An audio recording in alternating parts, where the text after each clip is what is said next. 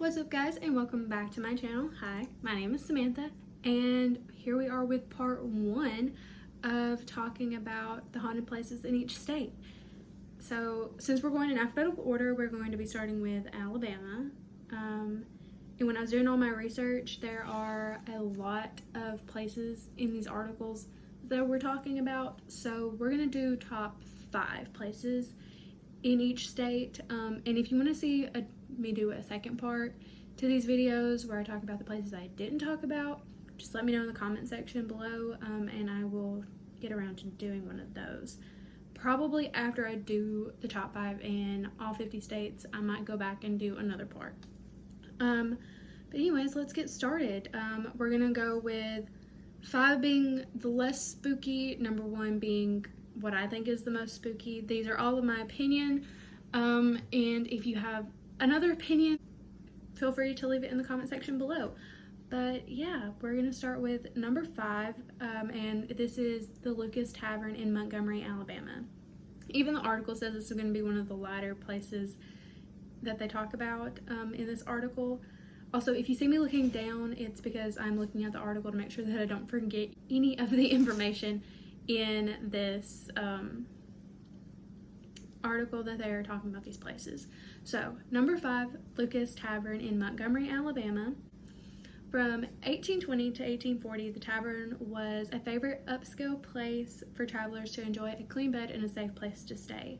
It was ran by a woman named Eliza Lucas, who greatly enjoyed being the hostess of this tavern. But sometime after the 1840s, she fell ill and this became her private home. And then sometime in the 1980s, long after she had passed away, they restored the tavern to its former glory. And you can see the ghost of Eliza Lucas being a hostess again in her own way, greeting her occupants. One of the most common sightings of Eliza Lucas is seeing a short woman in Victorian-style dress waving at passers-by with a smile on her face in the tavern doorway, which I think is absolutely precious.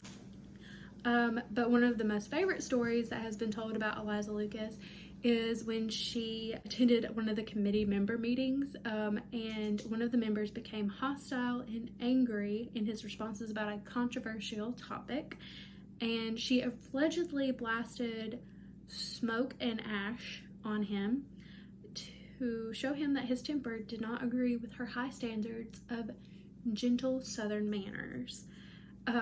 So that basically means that Eliza is proof that some ghosts just stick around to simply keep traditions alive. But anyways, you can still visit this ghostly Southern belle today at Old Alabama Town in Montgomery, which I think is wholesome. And if you're ever in Montgomery, I would recommend trying to go there if you're interested in trying to see a ghost or something, especially a friendly one.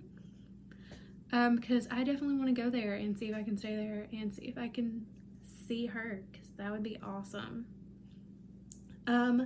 Number 4 is the ghost of Highway 5. This stretch of road is haunted by the ghost of a woman who was killed by a trucker. Apparently, she travels up and down the road searching for her killer and has reported to bang on truck doors in the midst of her searching. She supposedly steps on the side of trucks and peers into the windows and to look at the drivers. Not wanting to experience the sight of an angry apparition, many bypass the stretch of road, choosing to take Highway 13. Truckers admit that driving down Highway 5 in a truck is still undeniably eerie. I don't blame them, that sounds absolutely terrifying. And then we go on to number 3, which is the Drish House. It's in Tuscaloosa, Alabama. According to another article, The Lineup, Tuscaloosa's Drish House has officially been named the most haunted place in Alabama. It was built in 1837 by Dr. John R. Drish over a 450-acre plantation. Apparently, Dr. Drish, who loved to gamble and drink, died in 1867 from falling down the stairway while drunk. His wife Sarah became obsessed with planning her husband's funeral, so much so that it became an overly elaborate event. She even kept the candles from his funeral in the intense hope that they would be used at her own funeral. When she passed away in 1884, her family searched the house up and down all over the place looking for these candles but could not find them.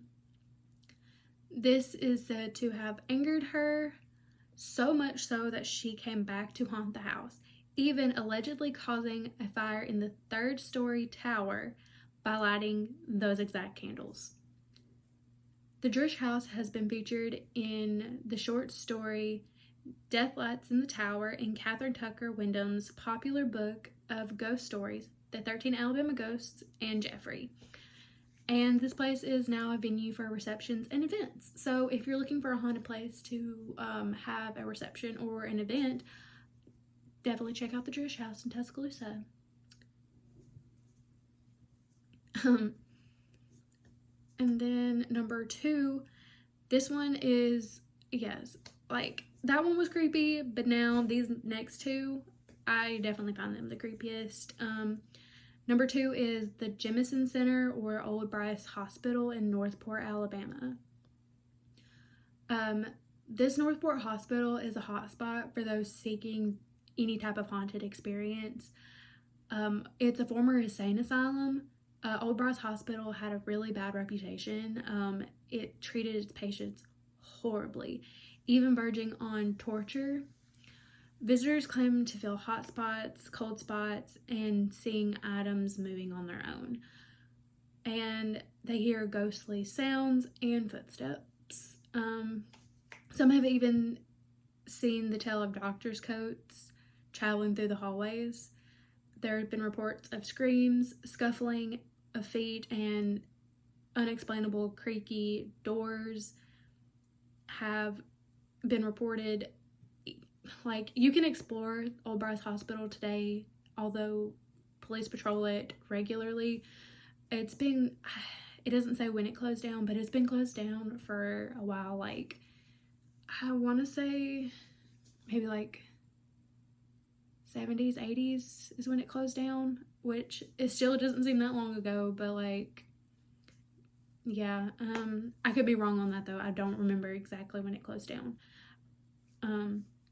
Yeah, that one definitely freaks me out. Like, if you are in the area of Northport, Alabama, and you're looking for an abandoned place to just to look around at, and you want to maybe experience something haunted, I would definitely say check that out. But please be careful, because police do patrol it, and you might come across something that you don't want to come across. So yes, if you are going to search this abandoned place, please be careful.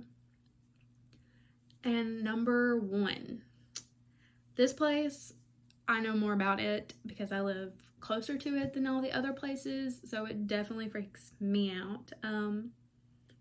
But yeah, number 1 is Sloth Furnace in Birmingham, Alabama. This place was, it was opened in the years following the Civil War. It was the biggest, and like, this is the place that everybody got their steel from. Like, during that time, all the steel for productions and stuff was most likely coming out of this furnace in Birmingham, Alabama. This was a part of the industrial boom, and the city simply had like an overnight transformation into like this place. Like, Birmingham from this was called the Magic City, but it came at a cost. In the early 1900s, James Slag Wormwood was the foreman of the graveyard shift. He led 100 workers from sunset to sunrise. They lived in cramped housing at the furnace site, forcing them to take dangerous risks in order to speed up the production. During his reign, a total of 47 workers lost their lives, and numerous others lost their ability to work due to the horrific accidents, including an explosion that left 6 of them blind. The rumor is that the workers got fed up with the daunting and dangerous nights that were led by him, so they fed him to the furnace in October of 1906. After his disappearance, workers continuously complained of an unnatural presence in the work site, and some complained of being pushed from behind or being told by a mysterious voice to get back to work. 3 supervisors were found unconscious and locked in a small boiler room, only to emerge with the story of a seemingly burned man who shouted at them to push more steel. There have been more than 100 reports of suspected paranormal activity at Sloth Furnaces in Birmingham police reports, and it has been named one of Fox's paranormal team's scariest places. And you can experience it all for yourself at Sloth Furnace. This place has been shut down since the 70s, like they don't push steel anymore, but they still use this place for haunted houses, usually from like the end of September to the end of October. So they're not going to be having anything this year, obviously. At least I hope not. But yeah, you can do that. Usually they have like music events, like they'll have concerts held here, which is crazy to me, but yeah. And you can read more of the creepy paranormal stories for yourself on Sloth Furnace's website. Most of like the main story is basically what I just read here, but they go into a little bit more detail on the website. And they even talk about other people, like people who worked there in the past, like when it was the furnace still, their stories and stuff, because like the person who worked the last ever graveyard guard shift at the furnace has a story that is absolutely terrifying. Like I read it and I was just like, oh my god. I personally don't want to go here. I've never been to any of the haunted houses that they've had there, because a lot of people say that they're not that great. But if you guys are interested in going there, the website gives you their hours that they're open and allowing people to go in usually. Like you can go, and I know that the show Ghost Hunters came to this place a while ago, and they caught a lot of stuff, and yeah, so I do believe that this place is haunted, and I do believe that it is haunted by James Slag Wormwood. Whether the employees got fed up with him and fed him to the furnace, or he fell into the furnace, who knows, but I do believe that he, either way, was not ready to leave his position, and he is haunting this place. But anyways, yeah, that was the top 5 most haunted places in Alabama that I felt like talking about today.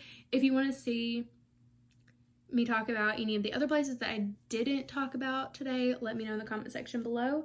But yeah, that's going to be it for today. Make sure to leave a like, share with a friend, subscribe, and leave which place you thought was the creepiest, or you like which story you liked the most in the comment section below. And I will see you guys next week with part 2 when we talk about Alaska. See you then. So, bye.